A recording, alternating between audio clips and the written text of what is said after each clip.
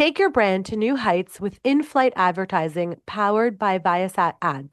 High engagement formats, targeted delivery, and self-service tracking make it simple. Reach millions of travelers across leading airlines in a premium captive environment. Join their journey with Viasat Ads.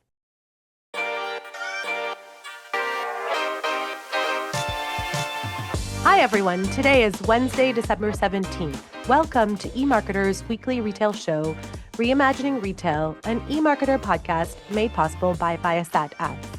This is the show where we talk about how retail collides with every part of our lives. And I'm your host, Suzy Davidkhanian. On today's episode, we're exploring how Crayola is redefining creativity as a life skill and inspiring imagination in an entirely new generation. Joining me today, I'm so excited to welcome Victoria Lozano, Chief Marketing Officer at Crayola, joining us from Pennsylvania. Hi, Vicki. Hi, Suzy. Thanks for having me. Thanks for joining us. And Principal Analyst Sky Canaves, joining us from Texas. Hi, Sky. Hey, Suzy. Great to be here. Thanks for joining us. So for more than 120 years, Crayola has been one of those rare brands that almost everybody has a story about. A first crayon box, a classroom moment, a color you loved so much you wore it down to a nub. It's a heritage brand in the truest sense, instantly recognizable and woven into childhoods across generations. But as we all know, today's kids are growing up in a very different world, one where creativity has as much to do with digital play as tactile arts and crafts. And with Crayola now in the second year of its campaign for creativity, this feels like the perfect moment to explore how a legacy brand expands the definition of creativity in an authentic, modern way. But before we dive in, a quick warm-up question. What's your favorite Crayola color and why? Sky, I'm starting with you. Oh, Crayola color. So my daughter actually asked me about my favorite color almost every day, and the answer is always red, which is kind of boring. But for Crayola, I think the color that really stood out to me is periwinkle. It's that whimsical sounding shade of blue, and it's one I still remember and think of fondly. I love that. Vicki, I know it's like asking you to choose a favorite child. Do you have a favorite color? Well, actually, I do. It's wisteria. It's kind of like a lilac type shade of purple, and I just love that color. That's awesome. Me too. I'm a purple person. I love the royal purple. Makes me feel very regal, and it's a very a very basic color, but I just think it goes with everything. Okay, Crayola's campaign for creativity positions creativity as a life skill, not just an activity.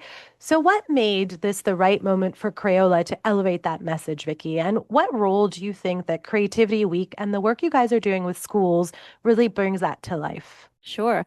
Well, I would say that Crayola as a brand has really been based on this fundamental belief that creativity really matters. And it's not just a nice to do activity, but in fact, it's something that is a critical life skill for kids and an incredible kind of a joyful moment of expression for adults.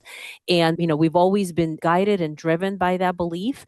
But a couple of years ago, specifically with the campaign of creativity, we've taken a very purposeful step forward of really kind of communicating and sharing that importance. There's a ton of empirical research. There's all this information that really kind of proves that incredible value of creativity as a life skill that helps kids reach their full potential.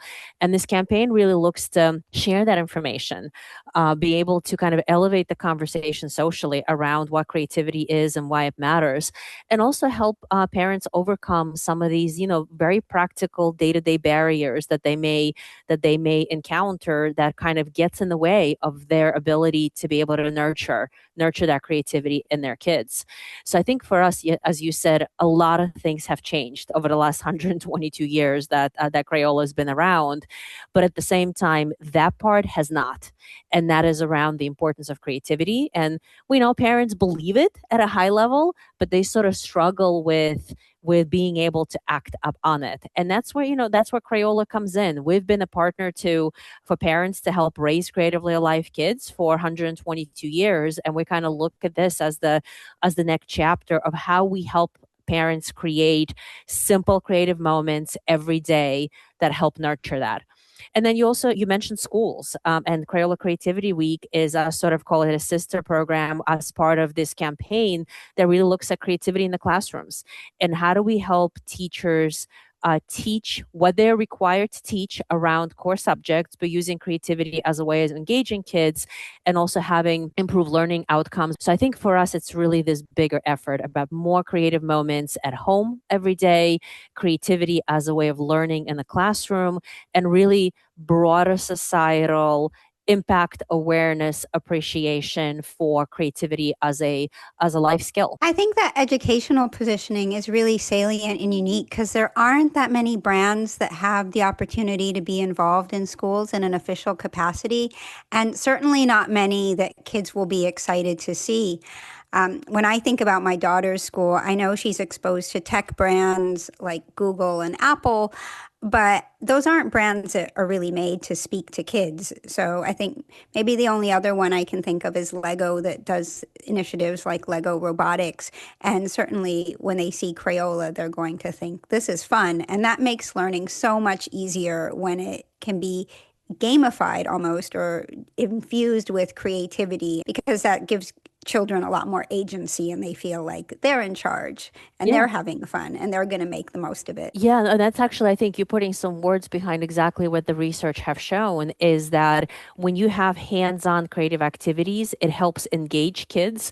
And when they're engaged, the focus shifts from trying to memorize versus really understanding on what they're learning. So, ability to sort of read and learn about a solar system, as an example, just from textbooks is very different than if you actually make a model of the solar system that really enables you to not only learn but retain that knowledge. And that is why it actually has been shown that the use of creativity across core subjects improves learning outcomes. And our top focus through not only our year-round programs but also through the Creativity Week program is around literacy. It is a top priority in schools, but we also get into social emotional learning and some of the STEM subjects.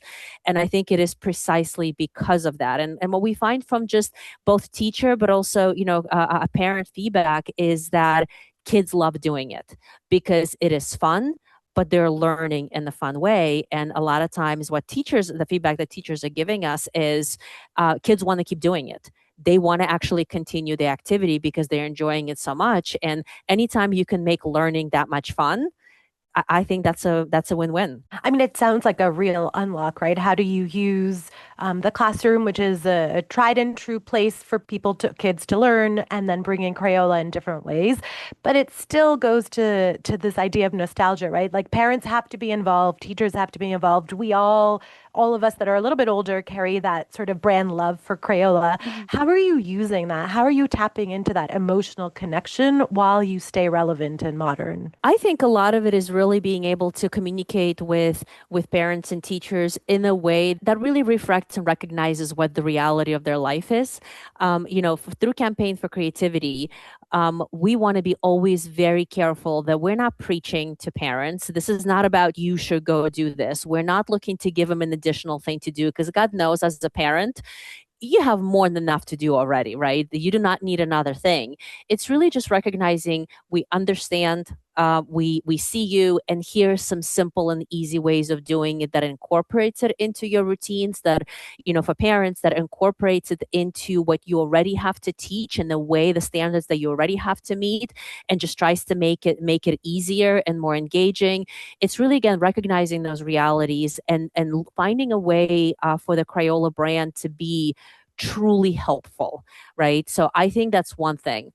And then the second thing is really a lot of the adults, most adults, actually all adults that grew up in the United States would have grown up with Crayola. I know Sky, I know you did, and I know Suzy, you did, because I know you've told me before we just jumped on.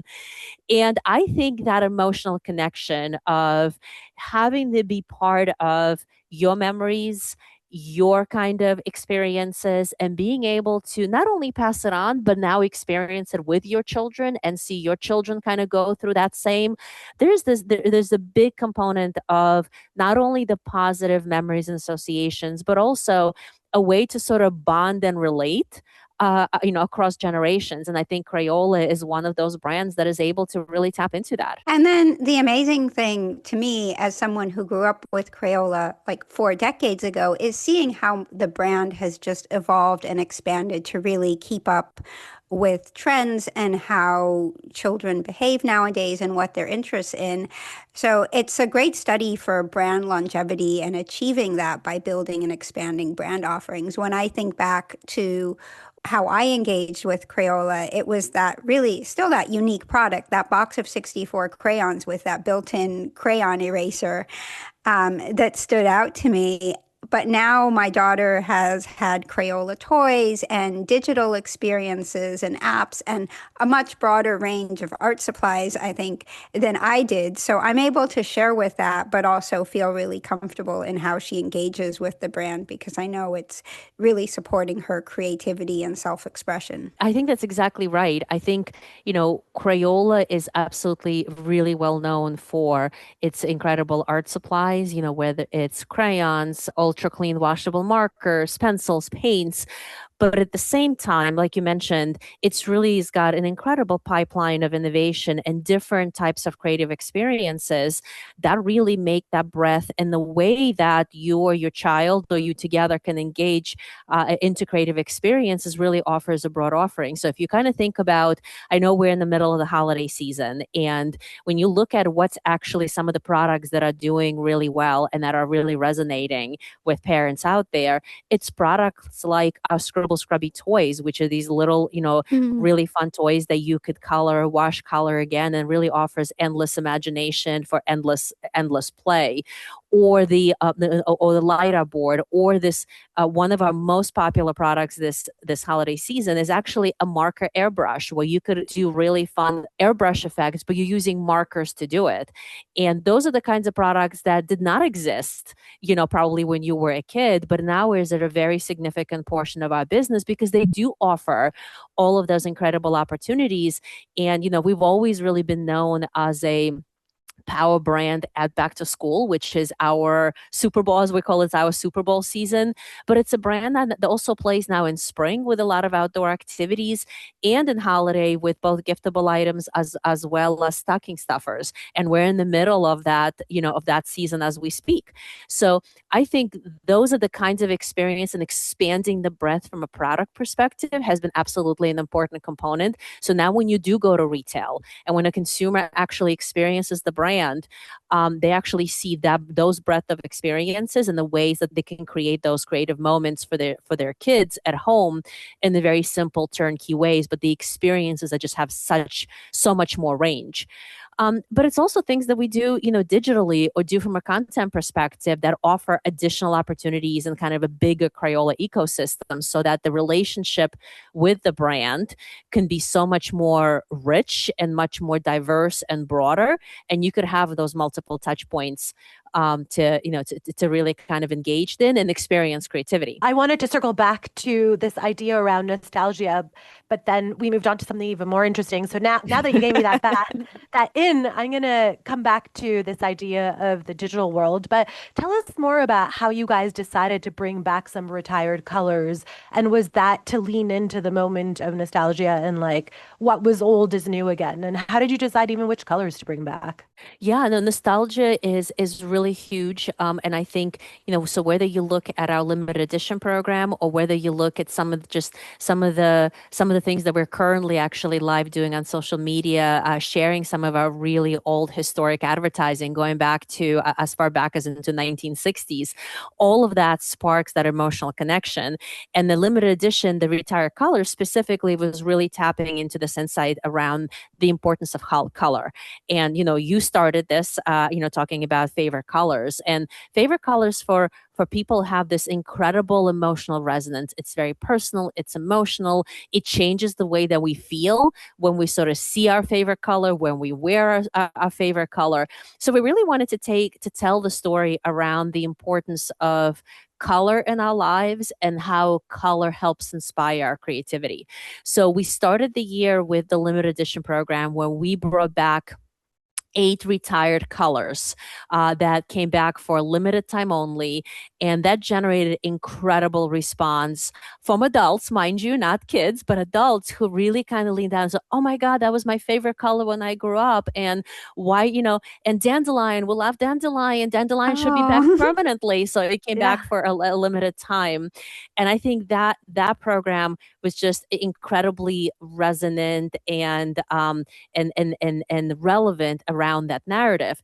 And then that was in the beginning of the year, and we're sort of ending the year in the fourth quarter with release of our global color vote, where Crayola for the first time went out, and I think we surveyed it. I think about 180 countries around the world actually participated, and we were able to capture some of the color preferences and what are the favorite colors, and also what the differences are, whether it's U.S. versus other markets around the world or generationally, and really kind of highlight and tell those stories around not only how consumers relate to color, what the favorite colors are, but also what some of these differences are of how different folks in different ages and different geographies relate to colors around them. I love that. And it's such a great way of reminding, all brands, it's really important to stay authentic to who you are Hmm. and to lean into what you're really good at. And for you guys, really color and understanding color and creativity is part of that. Yeah. But it's also, and we've been talking about this, where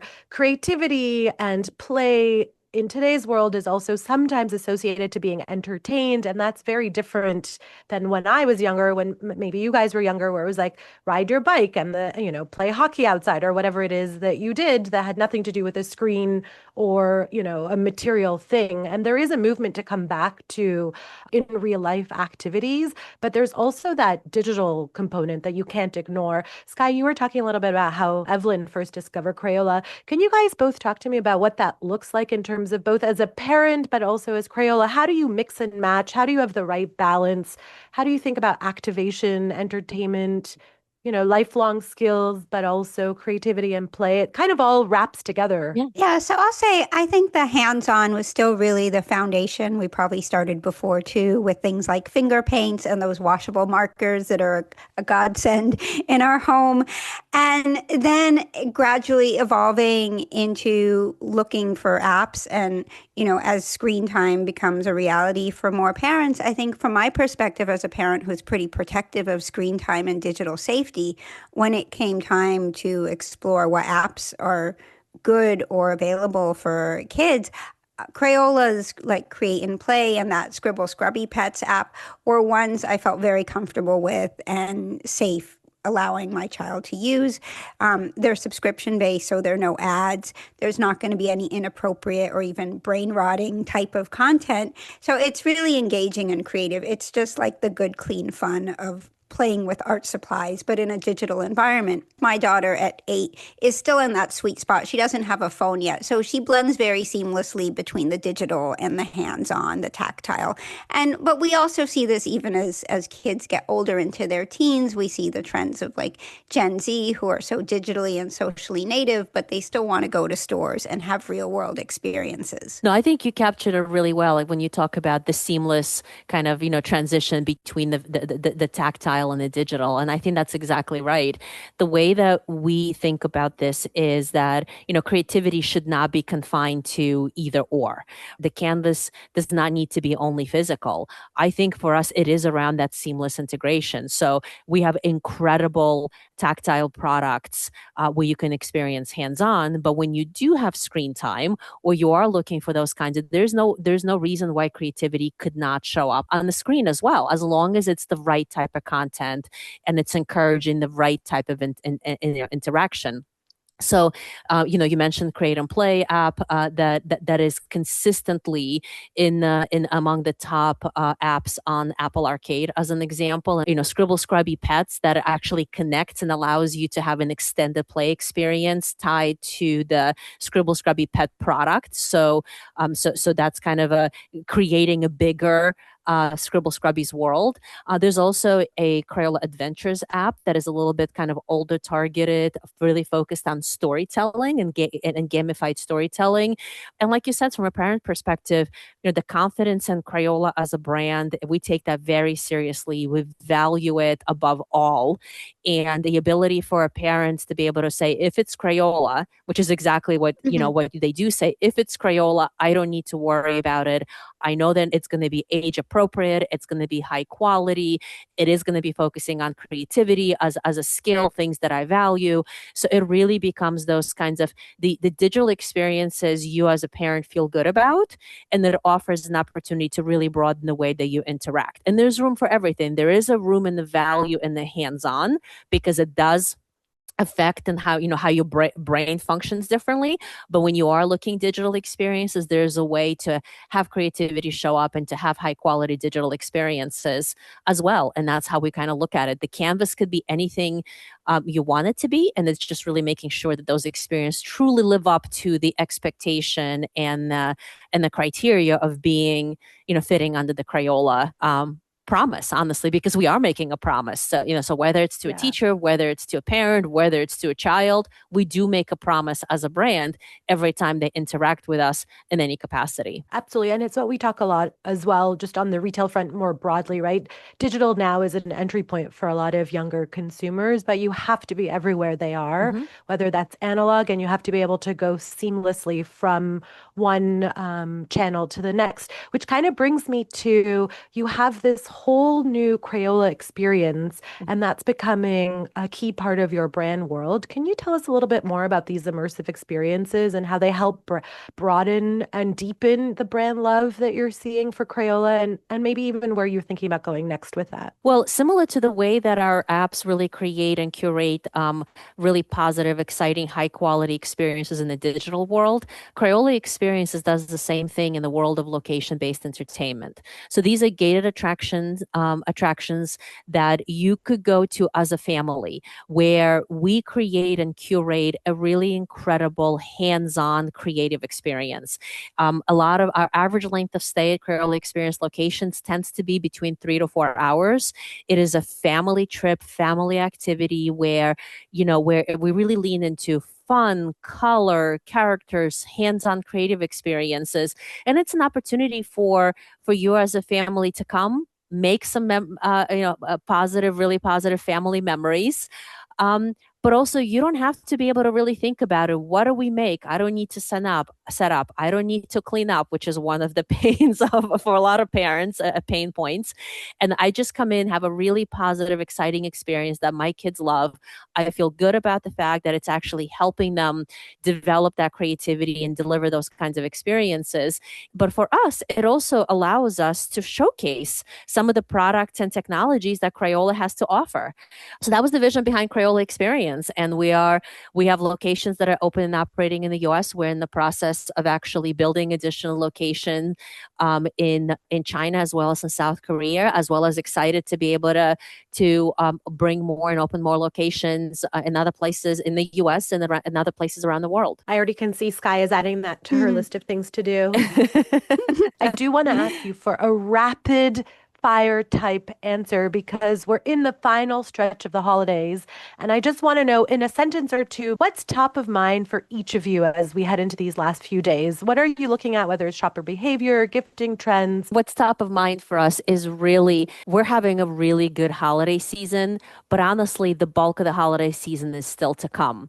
And it's really exciting to see the way that the Crayola brand overall, but also some of our key toy and arts and crafts items are resonating, and how they're showing up on gift lists everywhere. So just really exciting to see how the season shapes up, and really excited to see and hear about the millions of kids that are going to end up with a lot more incredible creative experiences as a result of Crayola being on the gift list this holiday season. I heard gift list. I heard gift list. That's what you're looking out for. Sky, what are you looking for? Yeah, well, we know that consumers are very mindful about spending this year. And even though we think of holiday categories in general as being discretionary, the holiday spending really isn't. And that's even more so the case when it comes to kids. They're the last that parents will be willing to cut back spending on. So even as we see more trading down behavior in areas like grocery and buying private label, and hunting for deals or even smaller ticket splurges,